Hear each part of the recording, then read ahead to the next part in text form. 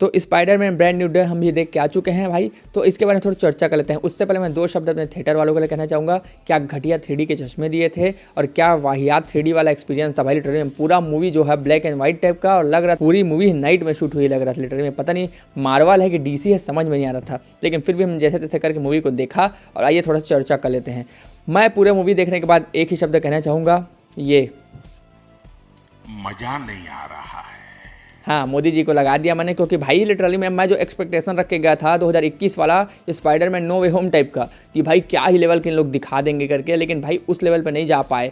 Hulk को इन लोगों ने दिखाया था ट्रेलर में, मेरे को लगा था क्या ज़बरदस्त होगा। चलो ठीक है जैसे भी हो, लेकिन हल्क को इन लोगों ने पोपट प्रॉपर नहीं बनाया, कम दिखाया जैसे भी दिखाया, लेकिन एक तरह से हिंट दे के छोड़ दिया कि भाई कम से कम अपना पुराना हल्कू भाई वापस आ सकता है ऐसे करके। बाकी तो वही है कि बैनर अच्छे खासे देखने को मिलते हैं। और फिर जैसे कि ट्रेलर में हमें देखने को मिला था ना कि इसमें कोई ऐसा मिस्टीरियस कैरेक्टर होने वाला है या फिर होने वाली है, जिसको सबको पता ही था कि होने वाली ही है करके, जो कि पूरे शहर में जो एक दूसरे के जो माइंड में घुस रही है, पीटर पार्कर को जो है परेशान कर रही है, बोल रही है MJ को खा जाऊंगी माँ, जो भी अपने हिसाब से एक तरह से डरा रही है। ठीक है, स्कॉर्पियन लिटरली भाई स्कॉर्पियन विलन है बेचारा, उसका कोई इज्जत ही नहीं है भाई। लिटरली में जब पाता स्पाइडरमैन उसको पेल दे रहा है, लिटरली में कोई इज्जत तो कर लो भाई। स्पाइडरमैन यूनिवर्स कितना बड़ा विलन कहते हैं उसको, कोई इज्जत ही नहीं है भाई, लिटरली में बता रहा हूँ। और भाई देखो मूवी देखने जाने वाले हो तो प्रॉपर स्पॉइलर की तो बात नहीं कर सकते, लेकिन भाई यहाँ पे आपको कोई बहुत बड़ा विलन देखने को नहीं मिलेगा। विलन एक ही है जिसको विलन नहीं कह सकते भाई।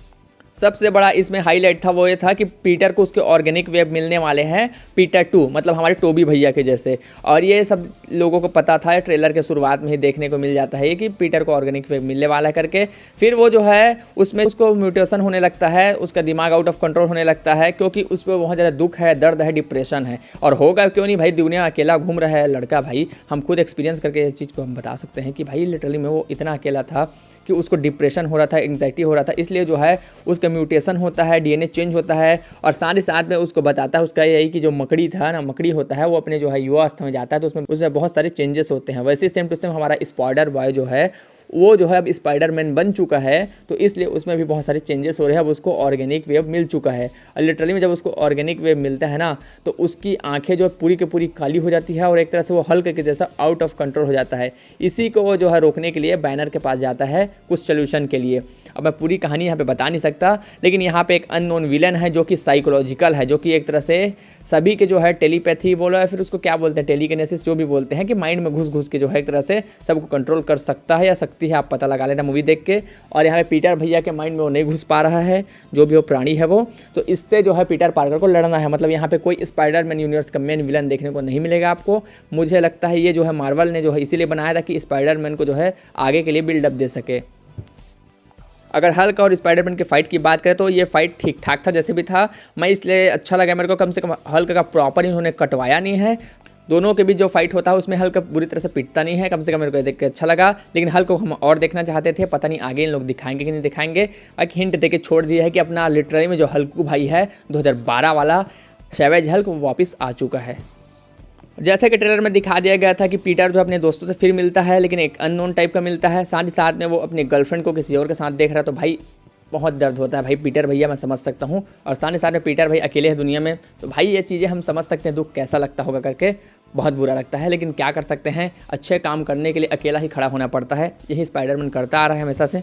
फिल्म में हमारे पनिशर भैया भी हैं जो कि फ्रैंक कैसल, लिटरली में उनका जो कॉमेडी है, उनका जो भाषण है ना, लिटरली में वो देखने में मज़ा आता है। सीधा उड़ा दो, मार दो, फाड़ दो, क्या धाकड़ आदमी है भाई, लिटरली में मज़ा आ जाता है। साथ ही साथ में जो हिंदी डब्ड वाले उन लोगों को मैं 2 शब्द कहना चाहूँगा, कहाँ आपने तारक मेहता घुसा दिया था यार, डबिंग करो, प्रॉपर करो ना यार। लिटरली में ऐसे डबिंग करते हैं इन लोग ना कि हंसी आती है, लेकिन भाई हमें प्रॉपर समझना चाहिए ना क्या वो वहाँ पे कैरेक्टर बोल रहा है, आप कहीं का कहीं निकाल दे रहे हो कुछ भी। थोड़ा सा स्पॉइलर के साथ बात करना चाहूँगा कि पीटर को फाइनली उसके जो है ऑर्गेनिक वेब मिल चुके हैं, उसको जो है अलग लेवल का पावर मिल चुका है। साथ ही साथ में इसमें जो है मेरे को लगता है अब MJ जो है आगे पीटर से अलग होने वाली है, और साथ ही साथ में उसको एक नई गर्लफ्रेंड मिलने वाली है, मेरे को ये लगता है। बाकी स्पाइडरमैन के लिए एक बिल्डअप था, उसके आने वाले बहुत सारे मूवीज़ हैं जो कि हमें देखने को मिलेगा। उन्होंने साथ साथ में लास्ट में हिंट दिया कि स्पाइडरमैन विल रिटर्न, लेकिन उन लोगों ने जो है डूम्सडे नहीं लिखा है, पता नहीं डूम्सडे में स्पाइडरमैन होगा कि नहीं होगा, आगे देखने में समझ में आएगा। बाकी आपने क्या फिल्म को देखा, नहीं देखा, जरूर जाके देखना। अगले कुछ दिनों में हम जो इसका जो है पूरा मूवी का एक्सप्लेनेशन मतलब पूरा कहानी आपको बताएंगे स्पॉइलर के साथ। Thank you.